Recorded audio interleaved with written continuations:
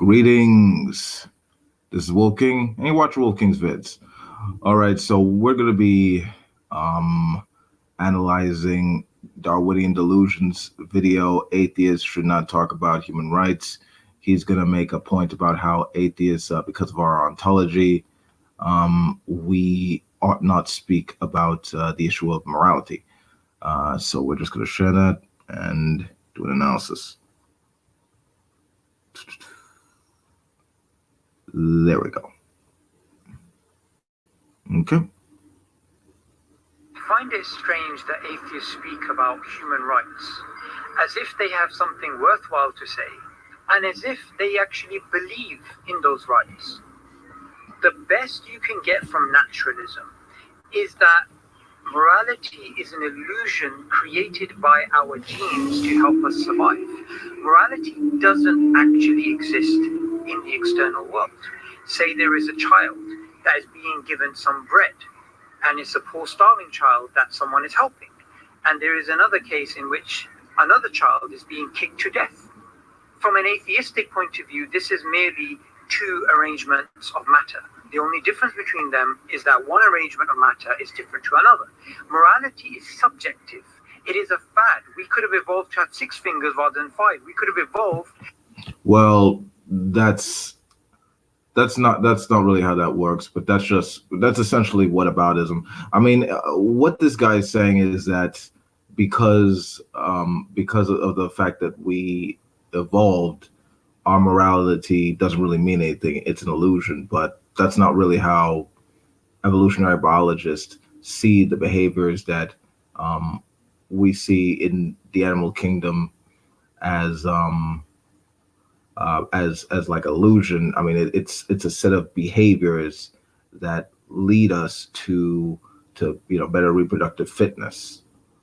I mean, so there's an understanding why, for example, traits and behaviors like altruism, cooperation, self-sacrifice.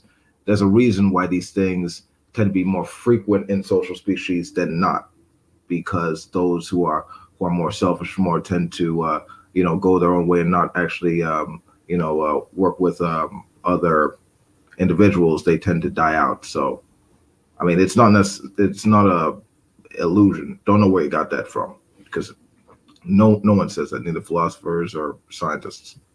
To see murdering children as something good. So morality is purely arbitrary from their point of view. The evolution of morality, their explanation in terms of natural selection, doesn't actually explain the ontological existence of morality. It merely explains away morality. So people like Richard Dawkins, when they speak about religion, is okay. So the ontological existence of morality. So, I mean, the way that this guy is actually describing it, he's almost describing it like it's in a book or something like that. I don't see morality existing as like an external absolute thing. So, I mean, that's something that actually needs to be demonstrated, not something that needs to be asserted. You need to provide an argument for that, not just talk incredulously about secular people and their morality. Bad. This is good. We must fight for justice. At the same time, he writes that there is in the universe no good, no bad, no design. It is pitiless indifference.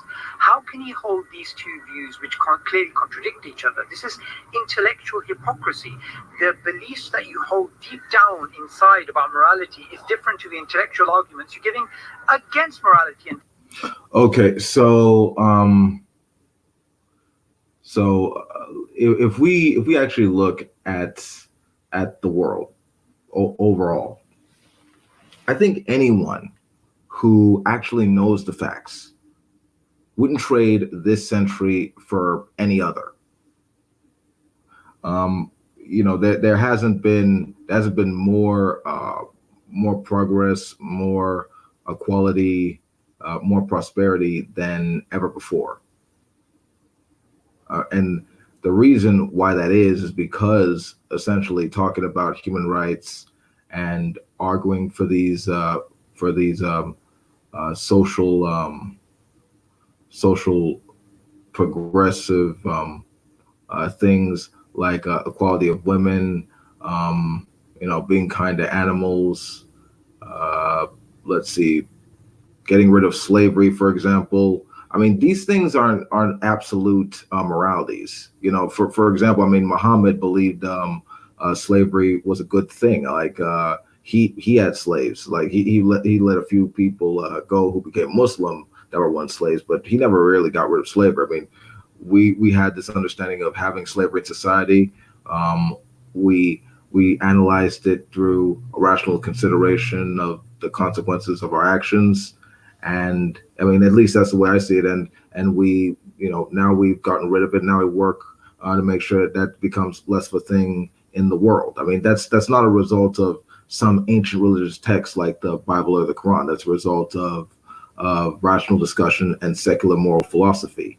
You know, uh, these things are subject to testing, to experience, and rationality, not the result of some divine like entity. You're going to have to provide some kind of argument instead of just begging the question of what exactly you're talking about when it comes to morality. This has been extrapolated to the entire atheist movement, who don't realize that they have no right to speak about rights when they don't believe they exist. So why is their movement predicated on this is right, this is wrong, we are fighting for justice, we're fighting for human freedom, for human rights, and so on and so forth? Okay, so that's where you have a bit of a problem there with your language, because you're sort of equating moral right with political or social rights. Those are two different things. I mean, you could argue in the political realm for rights, and then try and make some kind of argument about certain people having these rights. But if you're talking about morality and the basis for it, that's a totally different thing. And I mean, you could sort of say that. I mean, you actually have to be clear on what you mean by rights before you actually talk about this. And in the case of human rights, which are in a sense moral principles, there are also political rights that have been argued for in the public realm, and they've they've actually achieved a lot for a great deal of people. So I mean, you actually have to come up with an argument for why atheists can't do this, rather than just make some fallacious statement. In fact, their behavior only goes to show the Islamic conception of fitrah makes perfect sense. The fitrah says there is a creator, and the fitrah teaches us, not teaches us, it is a drive inside us to recognize that there is right and wrong. But from an atheistic point of view, there is no right and wrong. So why is it these atheists speak about right and wrong as if it actually exists, as if right and wrong objectively is out there, which is what we Muslims believe? It's simply because even though they're trying to disbelieve in God, the fitrah is still inside them. They still recognize right and wrong still exists. But if they want to be... No, I wouldn't say it's the fitrah or whatever you're talking about. I would say that it comes out of just a sense of reason, empathy, and a rational consideration for the consequences of my actions. I mean, that's pretty much all this is based on. And if you don't believe me, if you don't believe the words that I say, that this guy behind the wolf icon, maybe he'll look at evidence. Let's see. Let's stop sharing this and share something different.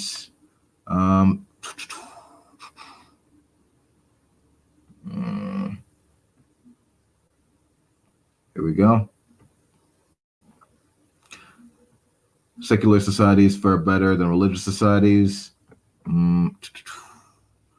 Let's see here. Let's see.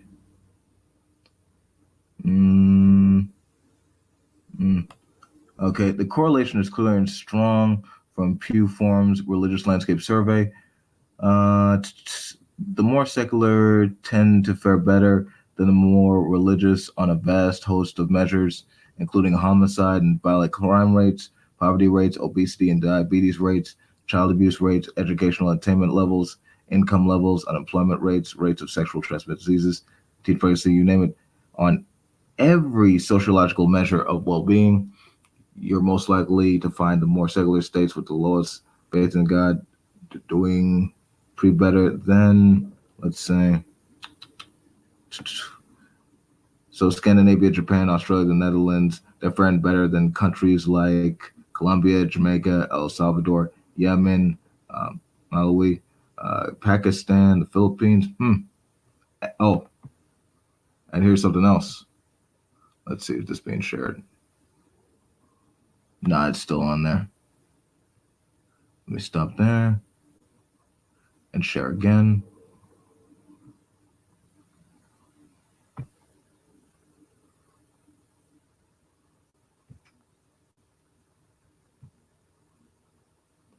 Religious children are actually less altruistic than secular children.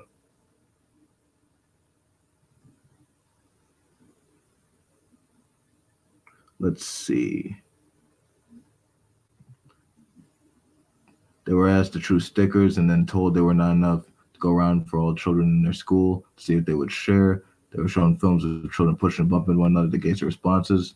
The findings robustly demonstrate that the children from households identifying as either two of the major religions, Christianity and Islam, were less altruistic than children from non-religious households.